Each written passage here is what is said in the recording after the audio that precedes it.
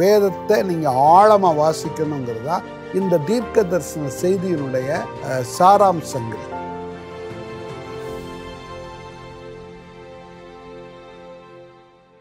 அப்போ கிறிஸ்துவை குறித்த அறிவு அப்படிங்கிறது எங்கே வரும்னா வேதத்தின் ஆழத்தில் போகும்போது தான் நீ என்ன குறித்து அறிந்துக்க.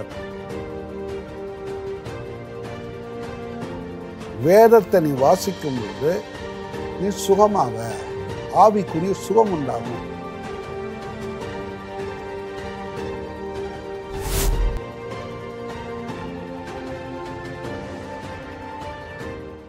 ஆண்டவராகிய இயேசு கிறிஸ்துவின் நாமத்தினால் இதை பார்த்து கொண்டிருக்கிற ஒவ்வொரு நேயர்களையும் நான் கண்ட தரிசனம் என்ற இந்த தொடரின் மூலமாய் உங்களை நாங்கள் ஆசீர்வதிக்கிறோம். ஆமென். நானும் அருமையான பிரவீனும் ஆமென் உங்கள் மத்தியிலே தேவனுடைய வார்த்தையை கொடுக்கும்படியாக வந்திருக்கிறோம். நாங்கள் பார்த்த தரிசனங்கள், சொப்பனங்கள், உன்னத அனுபவங்கள், ஆவிக்குரிய மண்டலத்தில் நாங்கள் கண்ட அனுபவங்கள், இவைகளை குறித்து சாட்சியை அறிவிக்கும்படி உங்கள் மத்தியிலே நாங்கள் தேவனால் அனுப்பப்பட்டு வந்திருக்கிறோம். ஆமென். கர்த்தர் உங்கள் ஒவ்வொருவரையும் ஆசீர்வதிப்பாராக. அநேக ஆயிரங்கள் இதை பார்க்க வேண்டும் என்ற ஆவலோடு கூட பார்த்து கொண்டு இருக்கிறீர்கள். எங்களுக்கு மிகுந்த சந்தோஷம். இப்பொழுதும் இந்த தொடரில் நான் கண்ட ஒரு தரிசனத்தை உங்கள் மத்தியிலே சொல்கிறேன். ஒரு காலையில் நான் ஜெபம் பண்ணிக்கிட்டு இருந்தேன். கர்த்தருடைய ஆவிக்குரிய கண்களை திறந்தார்.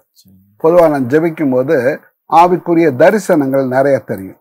அந்த தரிசனங்களை பார்த்து பார்த்து ஆண்டவர் என்னோடு பேசுகிறத நான் கேட்டுகிட்டே இருப்பேன். அப்போ ஒரு தரிசனத்தில் பார்க்கும்போது திடீர்னு ஒரு குறிப்பிட்ட இஸ்ரவேலுக்கு ஒரு பகுதியில் இருக்கக்கூடிய ஒரு குறிப்பிட்ட மதத்தை சார்ந்த ஒரு ஒரு நாடு, ஒரு சில நாடுகள், அந்த நாடுகள்ல இருந்து ஒரு மிருகம் ஒன்று புறப்பட்டு வர்றதை பார்த்தேன்.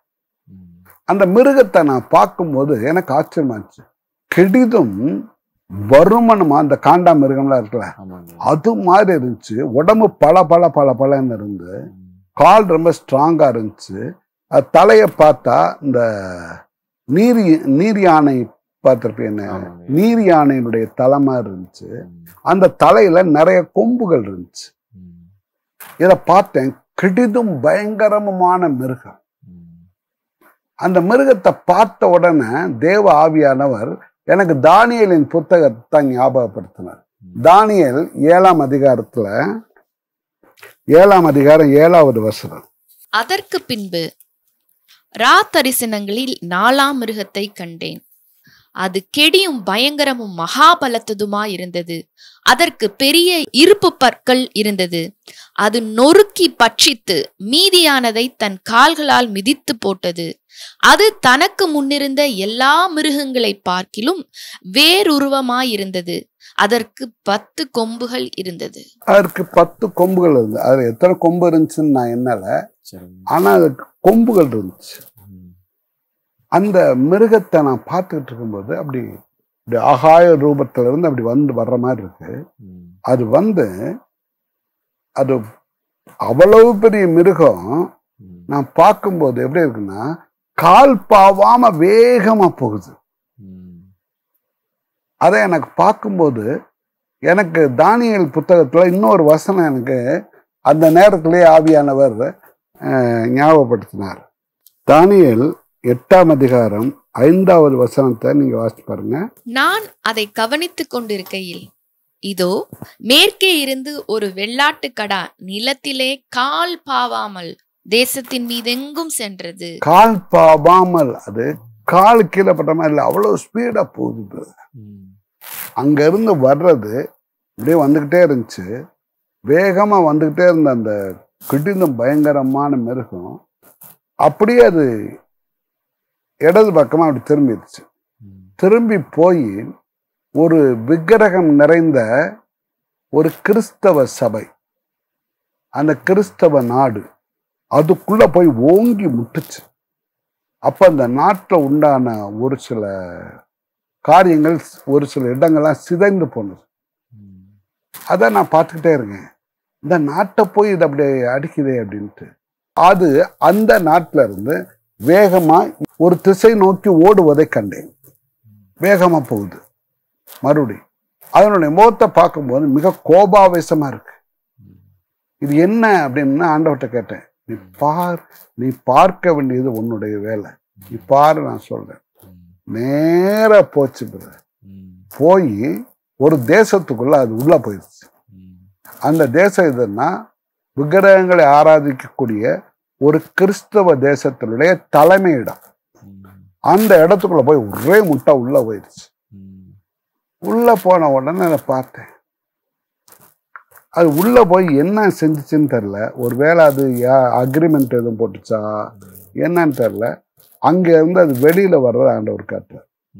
அப்ப அந்த மிருகத்தின் மேல ஒரு ஸ்திரீ, ஒரு பெண் ஏறி உட்கார்ந்து இருக்கிறார். அப்ப ஆண்டவர் சொன்னாரு, இதை நீ பாரு.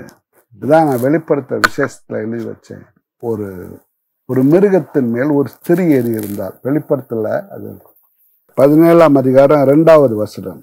அவளுக்கு வருகிற ஆக்கினியை உனக்கு காண்பிப்பேன் என்று சொல்லி ஆவிக்குள் என்னை வனாந்திரத்திற்கு கொண்டு போனான். அப்பொழுது 7 தலைகளையும் 10 கொம்புகளையும் உடையதும் தூஷணமான நாமங்களால் நிறைந்ததுமான சிவப்பு நிறமுள்ள மிருகத்தின் மேல் ஒரு ஸ்திரீ ஏறி இருக்க கண்டேன். ஒரு ஸ்திரீ ஏறி இருக்க கண்டேன். இதுல நிறைய விளக்கங்கள் இருக்கலாம். அந்த விளக்கங்கள்லாம் நம்ம இப்ப ஜனங்களுக்கு தெரியும், அவங்க படிச்சுக்கிடுவாங்க. இப்ப 2 மதங்கள் சேர்ந்து எழும்ப போகுது. அந்த 2 மதங்கள்ல இருந்து தான் ஒருவன் தோன்ற போறான். அவன் தான் அந்தி கிறிஸ்து. அந்த 2 மதங்கள் என்னது அப்படிங்கிறத நீங்க அறிஞ்சிருப்பேன்னு நினைக்கிறேன். இது எந்த பகுதியில இருந்து இஸ்ரவேலுக்கு ஒரு பகுதியில என்னென்ன தேசங்கள் இருக்கிறது, அந்த தேசத்துல இருந்து இந்த மிருகம் புறப்பட்டு வந்தது. வந்து ஒரு விக்கிரகங்கள் நிறைந்த கிறிஸ்தவ ஒரு தலைமை பீடத்துக்குள்ள அது போனது. அங்க இருந்து அது புறப்பட்டு வந்தது. அப்ப என்னாச்சு, 2 மதங்களும் சேருது. இந்த 2 மதத்துல இருந்துதான் ஒருவன் புறப்பட்டு வருவான். 2 மதமா அக்ரி பண்ணி ஒருவன் அதுல இருந்து புறப்பட்டு வருவான். அவனுக்கு பேர் தான் அந்தி கிறிஸ்து அப்படிங்கிறத தேவன் எனக்கு வெளிப்படுத்துறார்.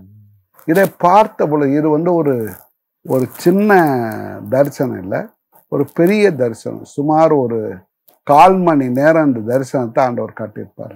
ஆகாய மண்டலத்துல இது எப்படி இருக்கு, எப்படிப்பட்ட எக்ரிமெண்ட் இவங்க போட்டாங்க, இவைகளை எல்லாம் சொல்லுவது பொது வழியில் அது நல்லா இருக்காது. அதனால இதை இத்தோடு கூட நம்ம முடிச்சுக்கிடுவோம். அதனால இந்த மிருகமும் இந்த ஸ்திரீயும் சேர்ந்து பெரிய ஒரு காரியத்தை செய்ய போகிறார்கள். அந்த காரியம் பொல்லாத அந்தி கிறிஸ்துவின் ராஜ்யம் புறப்பட்டு வரப்போகிறது. என் அன்பு பிள்ளைகளே, எளியவர்களாகிய எங்களுக்கு இதை காட்டினார் என்றால் உங்கள் ஒவ்வொருவரையும் எச்சரிக்கும்படியாக, வருகைக்கு ஆயத்தப்படுத்தும்படியாக தேவன் இந்த காரியத்தை சொல்லுகிறார். காரணம், வேதத்தில் சொல்லப்பட்டபடி 7 விதமான பஞ்சங்கள் இப்பொழுது ஆரம்பமாகிவிட்டது. என்ன பஞ்சம்? இந்த நாட்கள் பஞ்சம் வரப்போகிறது. அது ஆகாரத்தினால் உண்டான பஞ்சம் அல்ல. அந்த பஞ்சம் 7 விதமான பஞ்சங்களையும் நான் உங்கள் மத்தியில சொல்ல விரும்புகிறேன். இது கடைசி காலத்தில் நடைபெறப் போகிற 7 விதமான பஞ்சம். முதலாவது பஞ்சம் மத்தேயு 24ஆம் அதிகாரத்தில் 10வது வசனத்தில், அப்பொழுது அநேகர் இடரல் அடைந்து ஒருவரை ஒருவர் காட்டிக் கொடுத்து ஒருவரை ஒருவர் பகைப்பார்கள். முதலாவது பஞ்சம் சமாதான பஞ்சம். சமாதான உலகத்தை விட்டு இன்னைக்கு எடுத்து போடப்பட்டது இல்ல. நாட்டுக்கு நாடு எப்படி இருக்கு, சண்டை போட்டுக்கிறாங்க. சண்டை திரும்பினாலும் போர் செய்திகள் தான் வருதுங்கய்யா, வருது. ஆமா, சமாதான பஞ்சம் ஏற்பட்டு. ஆமாங்க, சமாதானத்தை எல்லாம் பிரிவினையே உண்டாக்க அந்த ஒரு வீட்டிலேயே பாருங்களேன், ஒருத்தர் ஆண்டவர் ஆராதிக்கிறார், இன்னொருத்தர் வேற எதையோ ஆராதிக்கிறாரு. அவங்களுக்குள்ளேயே சண்டை தாங்க முடியல. இது எப்படிப்பட்ட சமாதான பஞ்சம். வீட்டிலே பாருங்களேன், பிள்ளைகளுக்கும் தாய் தகப்பனும் கடையில சமாதானம் இல்லாம இல்ல.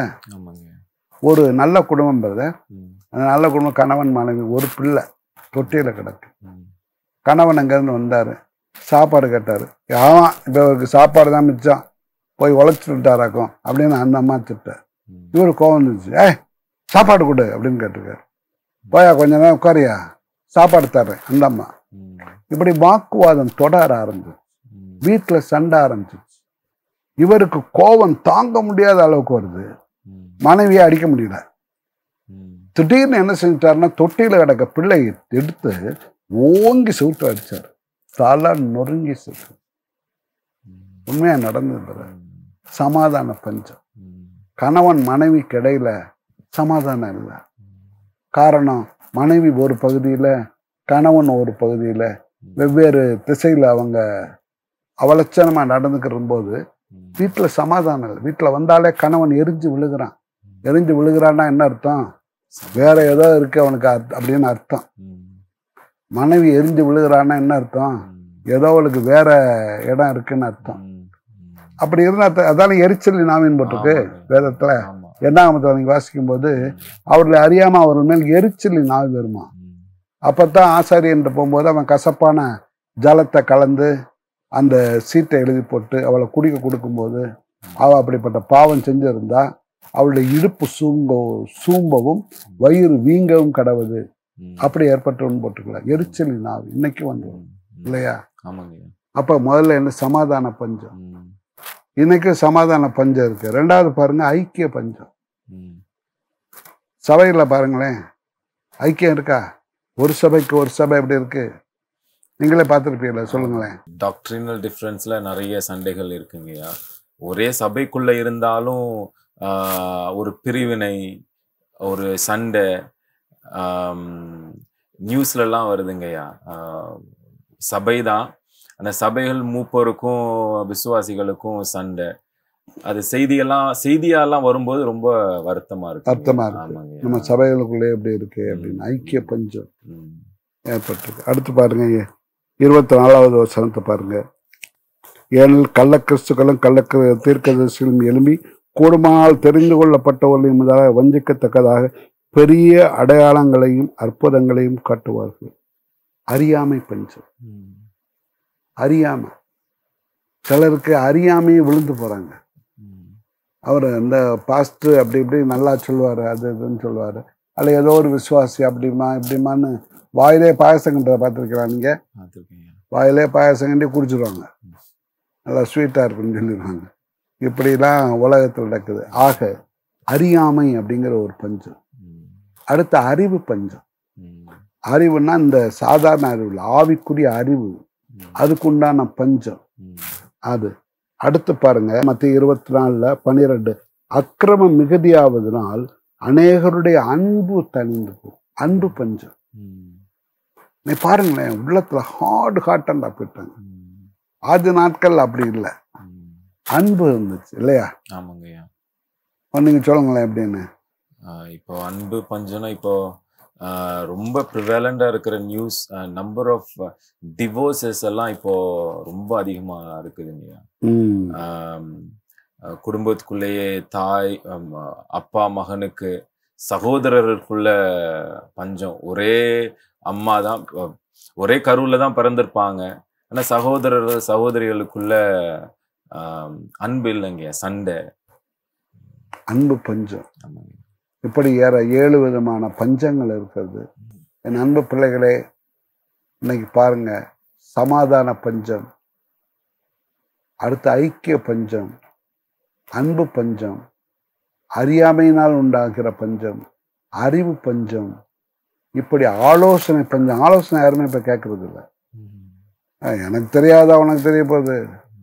இப்ப மூப்பர்களை பார்த்தா, வயதானில் பார்த்தா, ஆஹா இவருக்கு என்னது போகுது, இவருக்கு நெட்டு தெரியுமா, இவருக்கு இது தெரியுமா, ஃபேஸ்புக் தெரியுமா, இவருக்கு இன்ஸ்டாகிராம் தெரியுமா அப்படின்னு கேட்குறாங்க. பிரதர், உங்களுக்கு எல்லாம் தெரியாது, நீங்கள் உட்காருங்க பிரதர் அப்படின்றாங்க. காரணம் என்ன? ஒரு அறிவு அவங்களுக்கு பெருத்து போச்சு. அப்போ ஒரு மரியாதை குறைவு அப்படிங்கிற ஒரு பஞ்சம். இப்படிப்பட்ட பஞ்சங்கள். காரணம் இது கடைசி காலம். கடைசி காலம். ஆரம்பத்துல நிம்ரோத் அப்படிங்கிறவன் பாபேல் கோபுரம் கட்டினான். தனக்கு பேருண்டாக பாபேல் கோபுரம் கட்டினான்.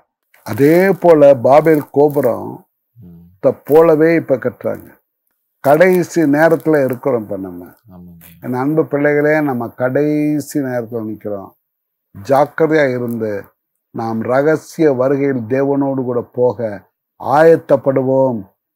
கர்த்தர் நம் ஒவ்வொருவரோடு கூட இருக்கிறார். நம்ம இப்ப அதுக்காக ஜெபம் பண்ணுவோமா? ஆண்டவர் இப்படிப்பட்ட வெளிப்பாடுகளை உங்களுக்கும் கொடுக்கும்படி நாங்கள் இப்பொழுது ஜெபிக்க போகிறோம். மேரா தூஸ் டீர் பீகாரா பாலா தூர பாலா பாரா பாலா மைஷோர தூர் பீகாரா பாலா தூர பாலபா. பரலோகம் திறக்கப்பட்டு அநேகர் மேல் அந்த தரிசன அபிஷேகம் இறங்கி வருகிறதற்காக ஸ்தோத்திரம். அநேகர் மேல் தேவ தரிசனம் இறங்கி வருகிறது. அநேகருக்குள் அது ஒரு பேப்பரை போல ஒவ்வொருவரின் மேலும் அது இறங்கி வருகிறது. ஒவ்வொருவருக்கும் ஒவ்வொரு விதமான புதிய வெளிப்பாடுகளை கர்த்தர் இப்பொழுது தருகிறார். நன்றி இயேசு சுவாமி, நன்றி இயேசு சுவாமி, நன்றி இயேசு சுவாமி. இப்பொழுது ஒவ்வொருவரின் மேலும் இந்த தரிசன வரம் இறங்க வேண்டும் என்று நாங்கள் வேண்டிக் கொள்கிறோம். தேவனாகிய கர்த்தர் ஒவ்வொருவரையும் ஆசீர்வதியும் இப்பொழுது கட்டளையிடும். இயேசு கிறிஸ்துவின் நாமத்தில் வேண்டிக் கொள்கிறோம் எங்கள் அருமை பிதாவே. ஆமேன், ஆமேன். நான் கண்ட தரிசனம் என்ன? இந்த அருமையான தொடர் உங்களுக்கு அதிக பிரயோஜனமாக இருந்திருக்கும் என்று நம்புகிறேன். நீங்கள் அடியில் கண்ட அந்த அலைபேசி எண்ணுக்கும் ஜிமெயில் விலாசத்திற்கும் எங்களோடு கூட தொடர்பு கொண்டால் மிகவும் சந்தோஷப்படுவோம். நாங்கள் உங்களுக்கு ஜெபிப்போம். கர்த்தர் உங்களை ஆசீர்வதிப்பாராக. ஆமேன்.